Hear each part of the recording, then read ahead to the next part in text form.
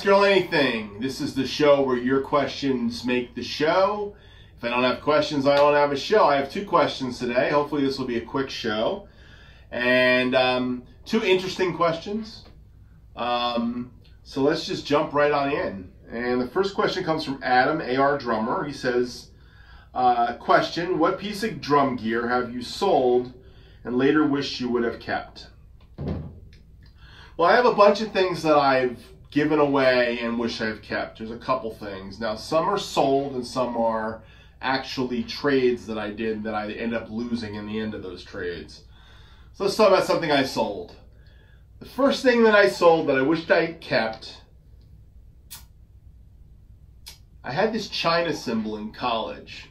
But see, I rang up a phone bill on my wife, Stephanie, and Mrs. Hammer. And I rang it up so far I had to sell that cymbal. I just couldn't keep it to pay for the phone bill.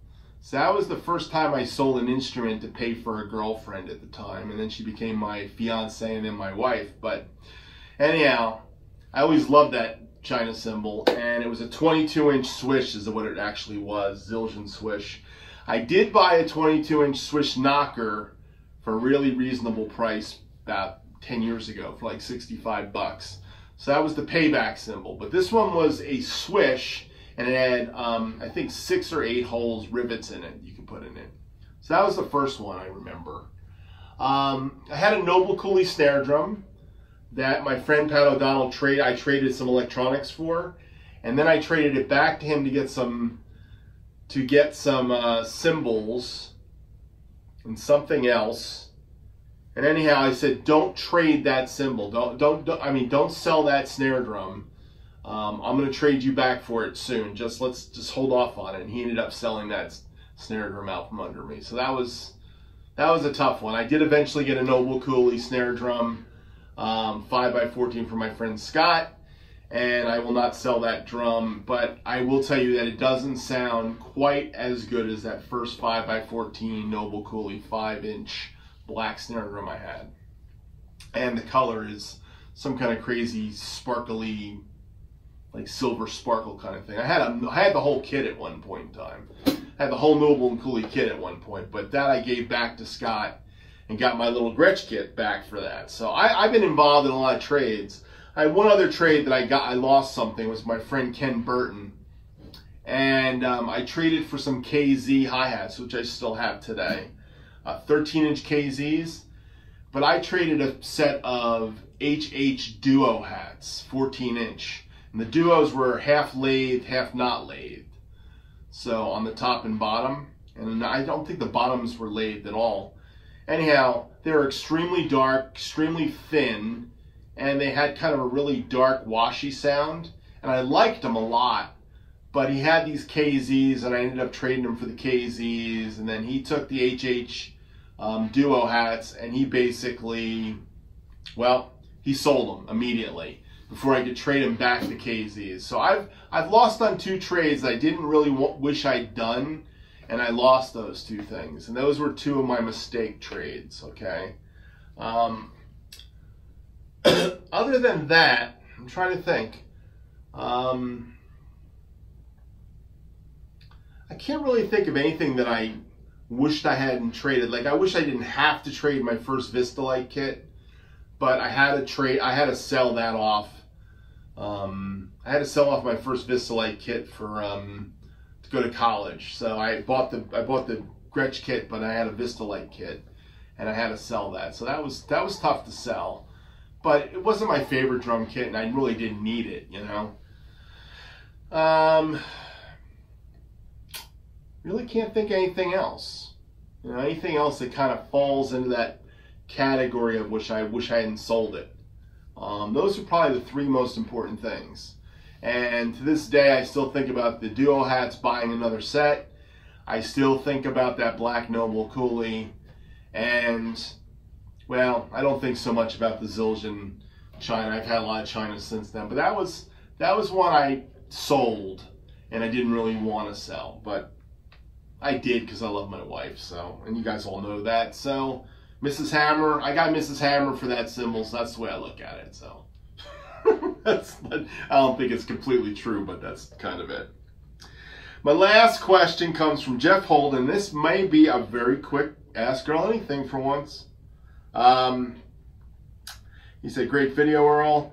I've got a question for your next show. Could you list the top 5 albums that influenced your playing the most? So Jeff, I had to do some pre-thinking of these things. So I actually took my top 5 albums and I put them on a list, and I actually looked at it before I sat down here.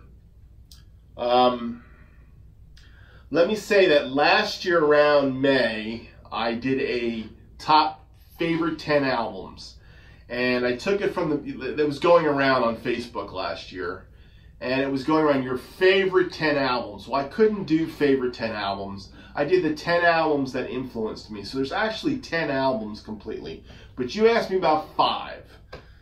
So I'll give you the 5, and when I did this, I didn't look at the 10 albums to see if I was matching or anything. I actually matched 4 of them exact.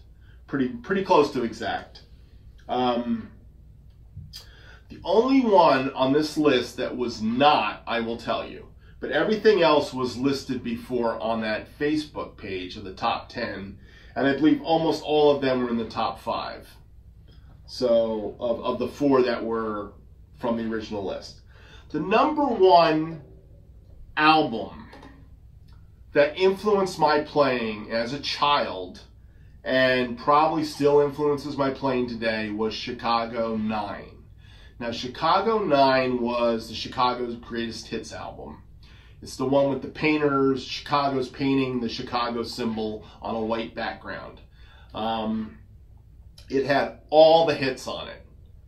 25 or 64, Color My World, Make Me Smile, does anybody really know what time it is? Beginnings, Wishing You Were Here, Call on Me, I've Been Searching So Long.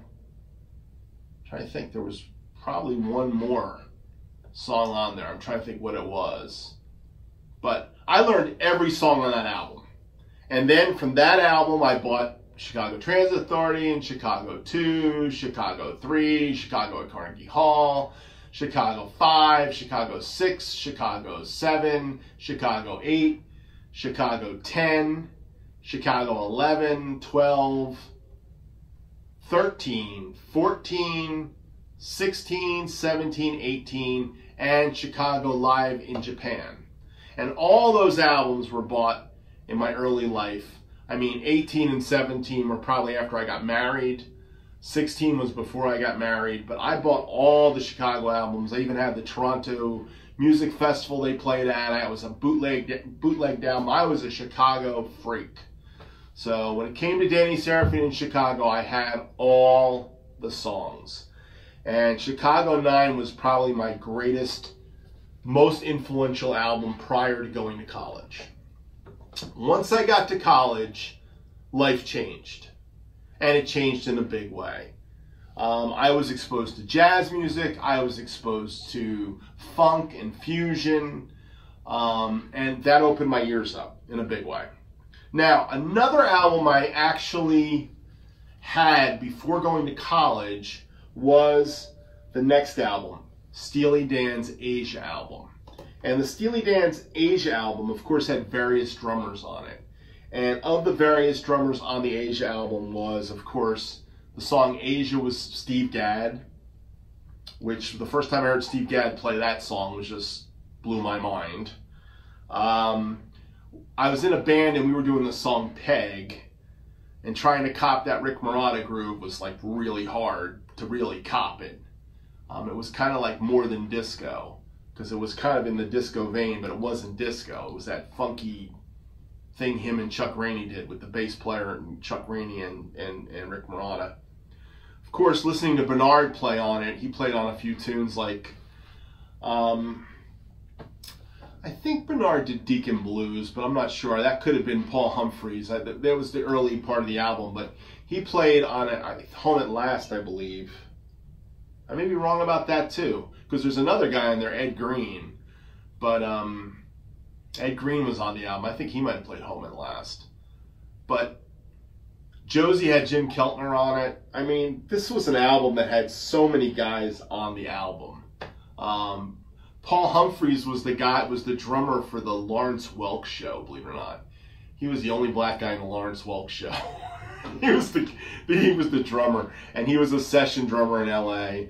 He played Lawrence Welk's music, which was so white swing music, you know, it wasn't even funny. And then he played on Steely Dan's Asia album. So, I mean, Asia had certain players on it. It was a really great album, and that was a huge influence on me before I got to college. Now, when I got to college, I had an experience my freshman year of college with my roommate being a Christian, and I came to the Lord. I was a good Catholic kid, and I came to Jesus, and I started listening to a lot of Christian music at that point in time. My roommate in college, Ron Lorenzo, gave me an album by Phil Keaggy called for hymns. Phil Keaggy's album was called Love Broke Through. And it had the song Love Broke Through on it, which is a beautiful song, and a lot of other great songs on it. But the guy who wrote Love Broke Through was a guy named Keith Green. And I had all Keith Green's music until he died at a very young age in 1982. And the first album of Keith Green's was For Him Who Has Ears to Hear. And the drummer on that album, who was also the producer, was a guy named Bill Maxwell. And Bill Maxwell was a huge influence on my playing. Bill Maxwell played with Andre Crouch and the Disciples, among others. And Bill Maxwell is known for being a LA songwriter, music producer for TV shows like the Earl TV show, whatever that was called, Family Matters or whatever. And he played on a lot of sessions. He played with a lot of different acts out of LA. He was an LA studio drummer for the 80s and 90s, but during this period of time he was doing a lot of Christian music, and his playing kind of really had an influence on me. The way I kind of hit the hi-hat and the lopey stuff I do, I attribute to him and Jeff Porcaro. And Bill Maxwell had a certain way of just digging into the hi-hat, so that was a huge influence. So that was right in the beginning of college. And then another player at the beginning of college, again through my friend Pat O'Donnell, who we stayed friends outside of college all these years. Pat and I still talk. Pat was in a band called Boulevard East at the time. It was a horn band. And Pat was hugely influenced by David Garibaldi. And I heard David Garibaldi before I went to college. My teacher, Scott Hazen, he was like 30. I was like 16 or 17 at the time. Scotty said to me, he said, you need to get back to Oakland. He told me a couple albums I needed for college. One was Miles Davis, Bitches Brew, which even to this day I still can't get the hang of Bitches Brew. It's one of those really eclectic Miles albums. I like Miles Davis and I consider him an influence. But Bitches Brew was kind of like the Billy Cobham, Jack DeJohnette, Chick Corea. It was a way different album than listening to Four or More or Seven Steps to Heaven or oh my gosh, there's so many. There's the Miles Davis albums. I'm trying to think of some of the names. I'm not off the top of my head, but there were so many classic Miles Davis albums. But the two with Tony, especially the one Four and More, really had a lot on it that I really kind of dug. But he also said this album, Back to Oakland, the Tower Power. So he played it for me in a drum lesson. He played Tower Power's Back to Oakland. I didn't get it. When I met Pat O'Donnell and I saw Boulevard East, I started to get it. And David Garibaldi became another huge influence on my playing. Even though I've never done a Tower cover, it's because I respect David Garibaldi too much to do a Tower cover. I can't butcher a Tower cover for me. When I do a Tower cover, it's going to be because I'm nailing it. Okay? And just like I don't do Rush covers because I have too many critics, I am the critic for a David Garibaldi cover. So if I'm going to do a Tower Power cover, I'm going to want to be nailing it. And if I'm not feeling like I'm nailing it, I'm not doing it. But I love Tower Power. The last album, and this was not in the original top 5 or top 10 that I put on Facebook, which it included a Miles Davis album, and it included Toto, and a couple other things that were really important. Another Christian band called Seawind. Those were all part of the top 10 albums. This was a band that after I got out of college kind of twisted my playing in another direction. And this was about the late 80s. I just got out of doing the studio thing in Nashville and got my butt kicked there. And I was starting to listen to a band called Little Feat. And prior to that, I didn't really know Little Feat. But one of the guys in Saved by Grace, who ended up being our guitar player, mentioned Little Feat to me. His name's Dave Jones. And I bought the album called Let It Roll by Little Feat. And Little Feat, Richie Hayward was a master at New Orleans style drumming and all that funky second line-ish kind of grooves for a guy who didn't grow up in the second line thing. He's not like a Stanton Moore or Johnny Vodanovich. He's not that guy, but he's got those influences. He's got the New Orleans, the Meters influences. He's got the Zigaboo influences. By the way, Zigaboo's had an influence on David Garibaldi. Zigaboo definitely had an influence on Richie Hayward. But Richie Hayward with Little Feat it's the bomb. It's definitely some music to listen to. So I guess I'm saying, and I skipped, Stuart Copeland and the Police, and I skipped Bob Wilson of Seawind, and I skipped the Miles Davis stuff. But I've added in Let It Roll by Richie Hayward. That's the only one that's not on the original top 10 that I put on Facebook. So if you look me up on Facebook and you look at my top 10, you'll see a bunch of those that were in there, which included Steve Gadd playing with Chick Corea and Friends. That was a huge album for me in college. I got into Elton John somewhere. I heard it in high school, but I didn't really understand Elton John until I saw Nigel Olsson playing live in Central Park. And I wasn't in Central Park, but I watched that concert a bunch of times. So these are guys that had an influence that were part of that original 10 list. But the only one that wasn't a part was Let It Roll, Little Feat. And to be honest, Richie Hayward is worth the listen. So Danny Seraphin, Chicago, #1. #2 was Steely Dan and all the various artists on the Steely Dan. Gadd, Murata, Purdy, Ed Green, Jim Keltner, Paul Humphreys. Let It Roll, Little Feat, Richie Hayward. For Him Who Has Ears to Hear, Keith Green, Bill Maxwell. By the way, Bill Maxwell's on all the Keith Green stuff. Any of the Keith Green stuff. And Back to Oakland, Tower Power, David Garibaldi. So those are my influential albums that I consider my top influential albums. Anyhow, that's all I've got for Ask Earl Anything this week. A couple nice questions. Hopefully you'll go and listen to some of this music. If I was really cool, I'd leave you some links to the music. I'm not promising I will, but who knows, I might. It's a short show. Your questions make the show. I appreciate your questions. I appreciate you guys watching. I appreciate you guys digging my covers. And I so much appreciate you guys being a part of the YouTube community. And thank you so much for listening and watching. Have a great day. Bye.